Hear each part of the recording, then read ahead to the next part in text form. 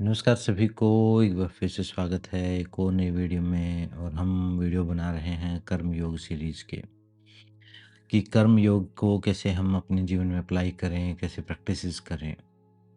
और कुछ प्रैक्टिसेस मैंने बताई हैं। एक पहला कदम मैंने बताया कि 5 नियम जो हैं, 5 सिद्धांत प्रैक्टिस करना शुरू करो अपनी लाइफ में। कि क्रोध नहीं करूँगा आज के दिन, एक दिन का सिर्फ, हर रोज़ का, कि आज के दिन मैं नहीं करूँगा। बाकी पूरे भविष्य की पूरी जीवन की अभी का प्रॉमिस करने की ज़रूरत नहीं है, सिर्फ आज का। आज के दिन क्रोध नहीं करूँगा, चिंता नहीं करूँगा, अपना काम ईमानदारी से करूँगा।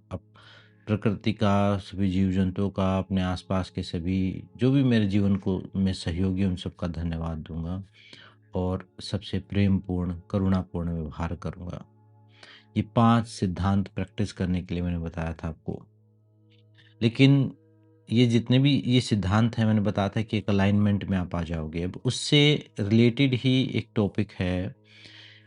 आपके मन में ये चीज़ आ सकती है कि इतनी सारी नेगेटिविटी चली हुई है, नेगेटिव चला हुआ है सब कुछ। आपके आस-पास सिचुएशन आपके अकॉर्डिंग नहीं है, सहयोग नहीं कर रही हैं। ऊपर से देशों में भी युद्ध छिड़े हुए हैं और भय, आक्रांत और नेगेटिविटी का एक माहौल बना हुआ है। जहाँ भी आप न्यूज़ खोलोगे, वीडियो देखोगे तो हर जगह नेगेटिविटी आपको दिखाई दे रही है। तो ऐसी सिचुएशन में भी कैसे हम अ, क्या हम करें कि सकारात्मक रह सकें और या फिर अलाइनमेंट में रह सकें? तो सबसे पहले तो हमें इस चीज़ को समझना पड़ेगा कि ये जो भय और असुरक्षा जो है, ये जीवन का हिस्सा है। जैसे खुशी, हँसी, खुशी, आनंद जो हैं जीवन का हिस्सा है, वैसे ही भय और असुरक्षा भी हमारे जीवन की कड़वी सच्चाई है। जैसे जीवन पैदा होना, वो भी जैसे समझो आपके घर में किसी संतान की उत्पत्ति हुई, तो वो भी एक खुशी है, एक कुछ मिला है। लेकिन किसी बुजुर्ग की डेथ भी हो सकती है, तो और किसी की भी डेथ हो सकती है। जैसे आना और जाना, तो प्रकृति के साइकिल को समझना पड़ेगा इस भय से मुक्त होने के लिए। नहीं तो क्या होगा, मैं कोई लीपापोती की बात आपको बताऊँगा और आप टेम्परेरी रिलीफ़ फ़ील करेंगे, उसके बाद फिर वापस भयभीत हो जाएँगे। तो सबसे कड़वी और सबसे अच्छी और सबसे बढ़िया बात यही है कि इस भाव को स्वीकार करो। एक तो भय को स्वीकार करो, एक इस असुरक्षा के भाव को स्वीकार करो। ये प्रकृति का अनित्य भाव है। मतलब अनित्य मतलब कोई भी चीज़ परमानेंट नहीं है। कोई खुशी आई थी तो वो परमानेंट नहीं है, कोई डर आया था, अभी जैसे मान लो भयभीत आप महसूस कर रहे हो, असुरक्षा महसूस कर रहे हो कि युद्ध हो गए तो क्या होगा, या कुछ ऐसे फाइनेंशियल क्राइसिस हो गए तो क्या होगा, या मेरे परिवार का क्या होगा, या मतलब अपने परिवार से आप दूर हो, या आपके बच्चे कहीं बाहर हैं, किसी दूसरे देश में हैं, मतलब एक सिचुएशन अभी ऐसी चली हुई है कि भय होना जो है एक स्वाभाविक है। तो पहली चीज़ तो इसमें अपने जीवन को आप प ये स्वीकार करो कि इसमें कोई भी चीज़ परमानेंट नहीं है। इसमें कोई भी चीज़, अगर वो ये युद्ध ना भी हो, ये सिचुएशंस ना भी आएँ, तो भी परमानेंट हम यहाँ पे नहीं रहने वाले हैं। इस बात को स्वीकार कर लेंगे। इसको पूरे हृदय से जब स्वीकार कर लेंगे, तो आधा भय तो आपका वैसे समाप्त हो जाएगा। क्योंकि देखो, साँस भी आई है, एक साँस आई है तो उसके तुरंत बाद वो चली जाती है। दिन होता है तो उसके बाद रात हो जाती है। कोई भी व्यक्ति बच्चा होता है, बड़ा होता है, बूढ़ा होता है, मर जाता है। ये एक लाइफ़ का साइकिल है, लाइफ़ की फ्रीक्वेंसी है, इसको आपको एक्सेप्ट करना पड़ेगा। वो अलग बात है, आपने माइंड को ट्रेन किया है सिर्फ़ आधे हिस्से के लिए, कि सिर्फ़ पाने के लिए, सिर्फ़ मिल जाने के लिए या खुशी वाले हिस्से के लिए। लेकिन दुःख वाले हिस्से के लिए ना तो हम तैयार होते, ना मेंटली प्रिपेयर होते, ना हमने वैसे कोई तैयारी की होती। बस वो ज़बरदस्ती हमारे साथ होती है। तो जितनी तैयारी अपने सुख वाले हिस्से के लिए की है आपने, उतनी ही तैयारी अपने दुःख वाले हिस्से के लिए भी करो। जब ये संसार छूटने का टाइम आएगा, या जब जो मृत्यु से रिलेटेड जो टॉपिक है, उनके बारे में भी थोड़ी अंडरस्टैंडिंग अपनी बढ़ाओ, उस चीज़ को भी थोड़ा विचार करके उसको भी अपने अंदर धारण करो कि ये भी ज़रूरी पार्ट है। और इसको आपके मानने ना मानने से आप कई बार घर में कोई किसी की मौत की बात करे, किसी के मरने की बात करे, कोई असुरक्षा भय की बात करे, तो हम बोलते हैं कि नहीं ऐसी नेगेटिव बातें मत करो। वो भी जीवन की सच्चाई है। मैं ये नहीं कह रहा कि बातें करो, लेकिन उसको भी स्वीकार करना है। सबसे पहली चीज़ तो है स्वीकार भाव, कि ये हर चीज़ परमानेंट नहीं है। हर चीज़, एक बड़े से बड़ा पहाड़ भी जो परमानेंट दिखता है, वो भी कुछ हज़ार सालों बाद या कुछ एक निश्चित समय के बाद वो भी डिज़ोल्व होना शुरू होता है और वो भी समाप्त हो जाएगा, उसकी जगह कोई और ले लेगा। तो पहली चीज़ तो इस अनित्य भाव को अपने आस-पास, अपने प्रकृति में, जीव-जंतुओं में, व्यक्तियों में, हर चीज़ में देखो। चाहे वो धन हो, चाहे वो रिलेशनशिप हो, चाहे वो साँस हो, चाहे वो फिजियोलॉजी हो, केमिस्ट्री हो, हर लेवल पर आप देखोगे हो रहा है। ये तभी तो कहा कि ब्रह्मा, विष्णु, महेश। एक पैदा हो रही है कोई चीज़, सस्टेन हो रही है, फिर डिसॉल्व हो रही है और यही एक साइकिल चल रहा है और इसी को हम फ्रीक्वेंसी बोलते हैं। यही है एक फ्रीक्वेंसी। यही जो हम बो चलते हैं ना ये, तो ये हृदय भी धड़क रहा है, फिर शांत हो रहा है, फिर धड़क रहा है, फिर शांत हो रहा है। हम भी जाग रहे हैं, फिर सो जा रहे हैं। इस लाइफ़ की इस फ्रीक्वेंसी को स्वीकार कर लो। मिलना, खोना, आना-जाना, ये सब होगा। इसको स्वीकार करना, कड़वी सच्चाई होगी, लेकिन इसको स्वीकार करना, इससे आदि भय से मुक्ति हो जाएगी। दूसरी चीज़, जब इसको स्वीकार कर लोगे, इस पर अच्छे से एक बार इसको समय दे के इसके बारे में सोच लोगे, तो फिर आप ऐसी लाइफ़ नहीं जी पाओगे जैसी अभी जी रहे हो। अभी ये रोबोटिक हिप्नोटिक लाइफ़ क्यों जी रहे हो? ऑटो पायलट लाइफ़ क्यों जी पा रहे हो? क्योंकि कहीं न कहीं बहुत डीप डाउन आपके अंदर ये चीज़ लग रही है कि ये जो हो रहा है, ये दुर्घटनाएँ या कुछ भी हो रहा है, ये दूसरों के साथ होगा, मेरे साथ नहीं होगा। तो इसलिए आप इतना अपनी लाइफ़ को इतने गारंटीड ले रखा है कि अब मैं तो हमेशा के लिए ज़िंदा हूँ। मतलब कॉन्शियसली नहीं, आपके माइंड के एक हिस्से को पता है, लेकिन आपकी अनुभूति नहीं हुई है वो। और ये चीज़ उसी को समझ में आती है जिसको कोई बड़ी बीमारी हो जाए, कोई बहुत बड़ा कोई एक्सीडेंट, कोई दुर्घटना हो जाए, कुछ ऐसा हो जाए। तो उसके जीवन में तुरंत समझो कि बहुत सालों साल ध्यान करने से जो अवेकनिंग आती है, वो तुरंत उस घटना के बाद आ जाती है। इसलिए मैं कहता हूँ कि बड़ी घटनाएँ जो बुरी जो घटनाएँ हैं, उनको बुरा मत समझो, उनको नोटिफ़िकेशन समझो। वो एकदम जगाने के लिए, जैसे कोई नींद से जगाने के लिए एकदम उठा दे आपको, वैसी चीज़ है वो। तो ये भी जो अपॉर्च्युनिटी आई है, अभी जो सिचुएशन बनी हुई है, या इनके अलावा और कोई सिचुएशन बनी हुई है, या आपकी लाइफ में होगी कोई और सिचुएशन, हो सकता है कोई जॉब ना हो सकता है कोई और कारण हो सकता है पड़ोसी अच्छे ना हो सकता है कुछ भी, भय के अलग-अलग रूप हैं। तो जब वो भय लग रहा है तो एक तो उस अनित्य भाव को समझो और एक ये समझो कि ये मुझे जगाने का काम कर रहा है, इस पर मुझे चिंतन मनन करना है। मतलब प्रकृति चाहती है कि भाई ध्यान दो, प्रकृति चाहती है ध्यान दो। जब भी दुःख आता है तो प्रकृति चाहती है कि इस पर ध्यान दो। इस चीज़ को इग्नोर मत करो, इस चीज़ को अवॉइड मत करो। तो पहले तो इसको स्वीकार करना है। दूसरा, इसको फिजियोलॉजिकली ब्रेक डाउन करके समझ लेना है कि ये चीज़ क्या है। ये आपका जो दिमाग है, आपके मन, आपका जो माइंड है, ये चीज़ों को एम्प्लीफाई करके बताता है। ये बड़ा करके दिखाता है ताकि आप समझो, आप जंगल में गए और एक छोटा-सा खतरा महसूस हुआ, तो आपका दिमाग उसको बहुत बड़ा ज़ूम करके दिखाएगा ताकि आप उसके प्रति कोई एक्शन ले सको और उससे अपना जीवन बचा सको, सर्वाइव कर सको। तो ये मैकेनिज़्म हमारे ब्रेन का बना हुआ है। तो जब भी कोई ऐसी न्यूज़ आती है, कोई बाहर से कोई ऐसी सिचुएशन होती है, या कहीं आपने झूठी भी व्हाट्सएप पे पढ़ ली ऐसे ही, और आधी न्यूज़ तो झूठी होती ही है। तो वो हर तो वो आपका ब्रेन उसको एम्प्लीफाई करके आपके ऊपर अप्लाई करके उसको प्रैक्टिकल उसके बारे में बहुत सारी बातें आपको बता देता है और एक फीलिंग जनरेट करता है जिसे हम फ़ियर बोलते हैं, जिसको भय बोलते हैं। फीलिंग है वो, एक एक सेंसेशन है बॉडी में। वो एक ऐसी सेंसेशन है कि जिससे आपकी हार्ट बीट तेज़ हो जाएगी, मतलब आप फ़ाइट फ्लाइट मोड पे आना शुरू हो जाओगे। मतलब आपका माइंड जो है उसको विजुअलाइज़ करके सिग्नल दे के आपकी बॉडी को प्रिपेयर करता है और एक सेंसेशन पैदा करता है डिस्कम्फ़र्ट की, अनकम्फ़र्टेबल लगेगा आपको। कुछ करने का मन करेगा, कुछ भागने का, कुछ छुपने का, कुछ मतलब ये एक नेचुरल टेंडेंसी है। तो जब ये नेचुरल टेंडेंसी उठे तो इसको आप देखो अपने शरीर में, अपने मन में कि किस प्रकार ये जनरेट हो रही है। थोड़ा बहुत भय जो है उससे आपका समाप्त हो जाएगा जो बचा हुआ होगा। भय, सुरक्षा, तनाव, नेगेटिविटी ये इस इन सारी चीज़ों को डील करने का यही तरीका है। कोई नेगेटिविटी भी है तो मतलब आपको लग रहा है कि इस व्यक्ति से मुझे खतरा है, ये व्यक्ति मेरे लिए अच्छा नहीं बोल रहा, तो उसके पीछे जो हमारे अंदर जो भी सेंसेशन उठती हैं, जिनको हम नेगेटिव बोलते हैं, नेगेटिव कुछ भी नहीं है, ना कोई चीज़ पॉजिटिव है, ना कोई नेगेटिव है।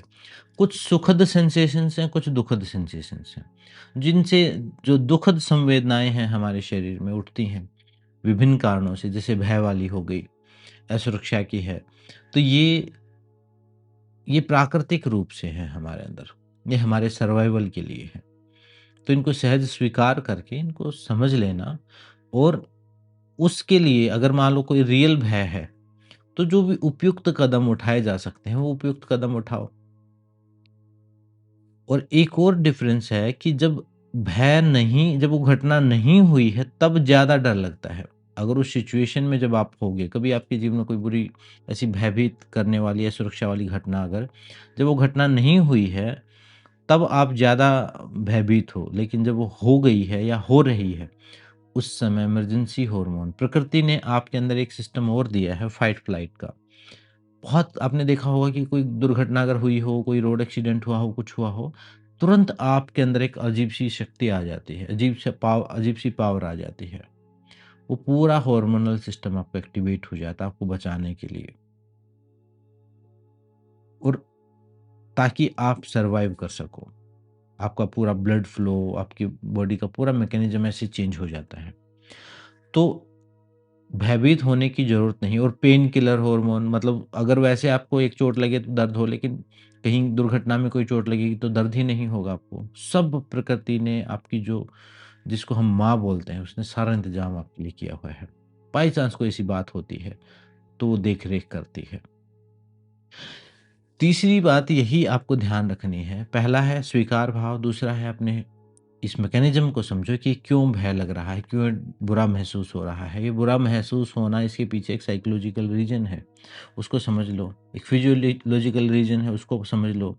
यूट्यूब पे वीडियो देख लो कि क्या केमिकल चेंजेज़ होते हैं, कहाँ से क्या चीज़ पैदा होती है, तो उस चीज़ के प्रति जागरूक हो पाओगे, उसको थोड़ा ब्रेक डाउन कर पाओगे। जैसे समझो जिस चीज़ का आपको नहीं पता, उस चीज़ से डर ज़्यादा लगता है। जैसे मान लो मुझे बिजली का पता है, तो मैं कोई भी काम जो इलेक्ट्रिसिटी के काम जो लोग डरते हैं जिस चीज़ से, हाथ लगाने में, मैं आराम से कर लेता हूँ। क्योंकि मुझे पता है कि क्या इसके रूल क्या हैं इसके काम करने के। और जिसको ज्ञान नहीं वो उस पर हाथ लगाने वो स्विच को भी ऑन करने से डर लगेगा उसको। तो भय जो है पहली चीज़ तो वो अविद्या के कारण है, वो अज्ञानता के कारण है। उसकी रियल सेंस को समझोगे तो वो समाप्त हो जाएगा। भय, असुरक्षा, नेगेटिविटी या जो बुरा महसूस करते हो या पूरे दिन आप दूसरों के बारे में ये सोचता रहते हो कि डाउट करते रहते हो या आपको लगता है कि ये शायद कुछ मेरे लिए गलत कर रहे हैं। ये भी भय और असुरक्षा का भाव ही है। ये सेम ही है ये सारी चीज़। तो उससे निजात पाने का यही तरीका है। तीसरा ये देखें कि जो प्रकृति है, जो एक और उदाहरण मैं बार-बार दिया है कि जो जिस माँ ने, जिस शक्ति ने आपको एक सेल से एक पूरा इंसान बना दिया और ये सब कुछ एक्सपीरियंस करने के लायक बना दिया, तो वही शक्ति जब आप इंसान हो गए हो, तब भी वो आपकी केयर कर रही है। तब भी आपके कर्मों के हिसाब से, आपकी सिचुएशन के हिसाब से, आपके गेम के हिसाब से आपको खेलने का मौका दिया जाएगा। जैसे समझो क्रिकेट का गेम है मान लो, तो क्रिकेट में रूल्स हैं। उन रूल्स के अंतर्गत अगर जो खेलेगा वो हमेशा उसमें मेंटेन रहेगा।